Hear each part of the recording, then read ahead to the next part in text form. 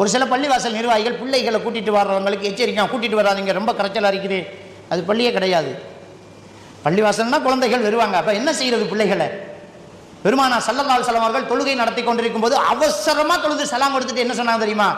அழும் சத்தம் கேட்டது. ஒரு குழந்தை அழும் சத்தம் கேட்டது. அந்த தாயினுடைய மனசு தவிக்கக்கூடாது என்பதற்காகத்தான் ரொம்ப வேகமாக தொழுகை நடத்தினேன் அப்படின்ட்டு. நாளைக்கு யாரும் குழந்தைகளை கூட்டிட்டு வந்துடாதீங்கன்னு சொல்லவே இல்லை. கூட்டிட்டு வாங்க.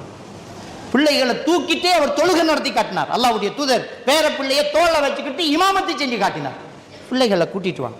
நம்ம தொழுது சஃப்புகளை இருக்கும்போது நடு சஃப்புல ஒரு பிள்ளை ஓடுவான், ஒன்றும் கண்டுக்காதீங்க. அதுதான் இஸ்லாம். அதுதான் நம்ம சகோதரனுடைய ஒரு பிள்ளை தான், ஒன்றும் பிரச்சனை இல்லை, போகட்டும். இப்னு அப்பாஸ் ரலியல்லாஹு தஆலா அவர்கள் சொல்றாங்க, பெரும் பெரும் சஹாபாக்கள் எல்லாம் சஃப்புகளிலே நின்று கொண்டிருக்கும் போது முற்றவெளியிலே திறந்த தெருவிலே பெருநாள் தொழுகை நடந்து கொண்டிருக்கிறது. நான் சின்ன பையன். ஒரு கழுதையை மேய்த்து கொண்டு சஃப்புகளுக்கு இடையிலே அப்படியே போனேன்.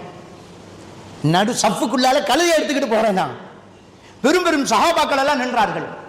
எவருமே என்னை கடிந்து பார்க்கவில்லை அப்படின்றாங்க. அப்படியே தொழுதுகிட்டு இருக்கும் போது அப்படி உத்து பார்த்திருக்கலாம் இல்லை, இன்னும் அப்படின்னு சொல்லல, யாரும் கண்டுக்கல. நான் பாட்டு போயிட்டே இருந்தேன்.